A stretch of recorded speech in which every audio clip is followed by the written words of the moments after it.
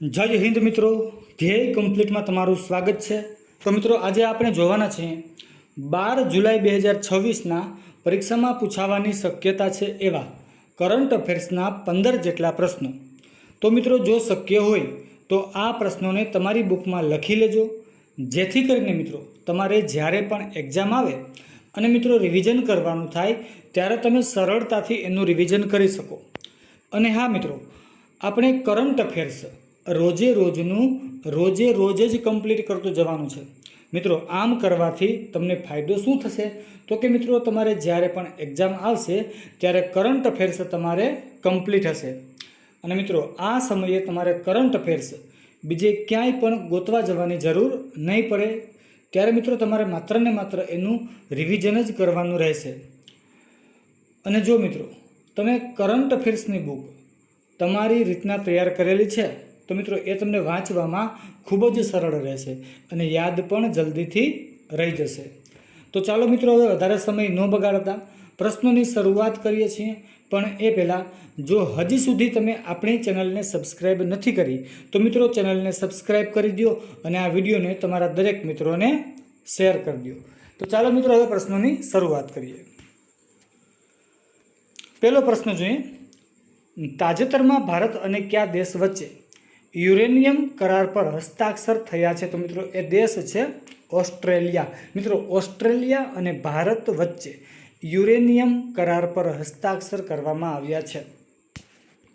બીજો પ્રશ્ન છે, તાજેતરમાં કઈ રાજ્ય સરકાર દ્વારા શિક્ષકો માટે ગુરુ દક્ષિણા નામની કેશલેસ મેડિકલ યોજના શરૂ કરવામાં આવી છે? તો એ રાજ્ય છે ઉત્તર પ્રદેશ। મિત્રો આ ઉત્તર પ્રદેશ જે છે એની રાજધાની છે લખનઉ। એના મુખ્યમંત્રી મિત્રો છે તો કે યોગી આદિત્યનાથ અને રાજ્યપાલ છે આનંદીબેન પટેલ। જે મિત્રો આ આનંદીબેન પટેલ છે એ આપણા ગુજરાતના મુખ્યમંત્રી પણ રહી ચૂકેલા છે। ત્રીજો પ્રશ્ન જોઈએ, સુશ્રુત એધરેટ ક્લિનિક પ્લેટફોર્મ કોણે લોન્ચ કર્યું છે? તો મિત્રો આ લોન્ચ કરેલું છે જેપી નડ્ડાએ। અને મિત્રો આ જેપી નડ્ડા જે છે એ કેન્દ્રીય આરોગ્ય અને પરિવાર કલ્યાણ મંત્રી છે। ચોથો પ્રશ્ન જોઈએ, ISSF શોટગન વર્લ્ડ કપ 2026માં ગોલ્ડ મેડલ જીતનાર દેશની પ્રથમ મહિલા કોણ બની છે? મિત્રો અહીંયા થોડીક પ્રિન્ટ મિસ્ટેક છે, દેશની પ્રથમ મહિલા કોણ બની છે? તો મિત્રો એ બની ગઈ છે નીરુ ઢાંડા। અને મિત્રો આ ISSFનું પૂરું નામ છે ઇન્ટરનેશનલ શૂટિંગ સ્પોર્ટ્સ ફેડરેશન। શું છે મિત્રો? International shooting sports federation. પાંચમો પ્રશ્ન જોઈએ, કયા રાજ્યમાં વંદે માતરમ અને જન ગણ મન ફરજિયાત કરવામાં આવ્યું છે? તો એ રાજ્યનું નામ છે ત્રિપુરા। છઠ્ઠો પ્રશ્ન જોઈએ, તાજેતરમાં ઇસરોએ 5મા ગગનયાન પેરાશૂટ એરડ્રોપનું સફળ પરીક્ષણ કયા રાજ્યમાંથી કર્યું? તો મિત્રો એ રાજ્યનું નામ છે મધ્યપ્રદેશ। અને મિત્રો આ મધ્યપ્રદેશની રાજધાની કઈ છે? તો કે એ છે ભોપાલ। મિત્રો આ ઇસરોનું પૂરું નામ છે ઇન્ડિયન સ્પેસ રિસર્ચ ઓર્ગેનાઇઝેશન। તો મિત્રો આ ઇસરોની સ્થાપના ક્યારે કરવામાં આવી અને મિત્રો ઇસરોનું વડુમથક ક્યાં આવેલું છે એ તમારે મને કોમેન્ટ કરી અને જણાવવાનું છે। સાતમો પ્રશ્ન જોઈએ, હેપી સિટી ઇન્ડેક્સ 2026 મુજબ વિશ્વના સૌથી ખુશહાલ શહેરોમાં ભારતના કયા શહેરનો સમાવેશ થાય છે? તો મિત્રો ભારતનું શહેર છે એ છે જયપુર। અને મિત્રો જયપુરનું આમાં સ્થાન રહેલું છે, છઠ્ઠું સ્થાન રહેલું છે। અને મિત્રો પ્રથમ ક્રમાંકે જે કોઈ હોય તો એ છે લંડન। લંડન મિત્રો સૌથી ખુશહાલ શહેર છે। આઠમો પ્રશ્ન છે, ગ્લોબલ લિવેબિલિટી ઇન્ડેક્સ 2026માં ભારતનું નવી દિલ્હી કેટલામાં ક્રમે રહ્યું છે? તો મિત્રો આમાં ભારતનું જે દિલ્હી છે એ 120મા ક્રમાંકે રહેલું છે। અને મિત્રો આમાં પ્રથમ સ્થાન પણ કોણ રહ્યું છે? તો એ રહ્યું છે ડેનમાર્કનું કોપનહેગન। તો મિત્રો જો તમને આ વિડીયો સારો લાગતો હોય તો મિત્રો વિડીયોને લાઇક કરી દેજો, શેર કરી દેજો અને કોમેન્ટ કરી દેજો। અને હા મિત્રો, આપણે આપણી ચેનલ ઉપર કમ્પ્યુટરના વન લાઇનર પ્રશ્નોની પણ શરૂઆત કરી દીધી છે।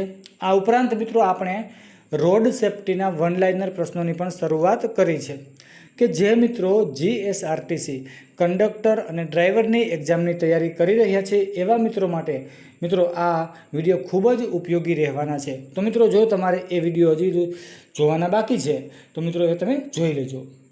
તો ચાલો મિત્રો હવે આગળ વધીએ અને પ્રશ્નોની શરૂઆત કરીએ.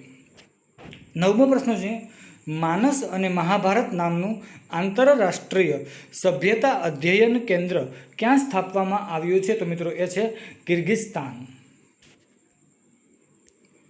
10મો પ્રશ્ન છે, ખેડૂતોના જમીન અધિકારોને મજબૂત કરવા માટે કયા રાજ્યમાં મી ભૂમિ મિહક્કુ કાર્યક્રમ શરૂ કરવામાં આવ્યો છે? તો એ રાજ્ય છે આંધ્રપ્રદેશ. 11મો પ્રશ્ન છે, દેશનો પહેલો 6 લેન રનવે અંડરપાસ કયા એરપોર્ટ પર બનશે? તો મિત્રો એ બનવાનો છે વારાણસી એરપોર્ટ ઉપર. 12મો પ્રશ્ન છે, 8મી ખેલો ઇન્ડિયા યુથ ગેમ્સ 2026ની યજમાની કયું રાજ્ય કરશે? તો મિત્રો એ કરવાનું છે તેલંગાણા. 13મો પ્રશ્ન જોઈએ, કેન્દ્રીય કૃષિ મંત્રી શિવરાજસિંહ ચૌહાણે કૃષિમાં ઉદ્યોગ સાહસિકતાને પ્રોત્સાહન આપવા માટે કઈ પહેલ શરૂ કરી છે? તો મિત્રો એ પહેલનું નામ છે પ્રગતિ.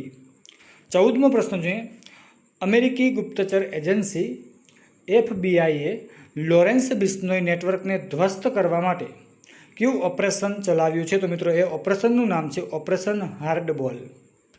મિત્રો હવે છેલ્લો પ્રશ્ન જોઈએ આપણે, એશિયન ટેનિસ ફેડરેશનના પ્લેયર એમ્બેસેડર તરીકે કોની નિમણૂક કરવામાં આવી છે? તો મિત્રો એ છે લિએન્ડર પેસ. તો મિત્રો આ હતા પરીક્ષાલક્ષી કરંટ અફેર્સના પ્રશ્નો. તો મિત્રો જો તમને આ વિડીયો સારો લાગ્યો હોય તો મિત્રો વિડીયોને લાઇક કરી દેજો, શેર કરી દેજો અને કોમેન્ટ પણ કરી દેજો. અને જો મિત્રો હજી સુધી તમારે આપણી ચેનલને સબસ્ક્રાઈબ કરવાની બાકી છે તો મિત્રો ચેનલને સબસ્ક્રાઈબ પણ કરી દેજો. તો મિત્રો અત્યારે બસ અહીંયા લગી રાખીએ છીએ. ફરી મળીશું નવા વિડીયોમાં. તો જય હિન્દ, જય ભારત, થેન્ક યુ.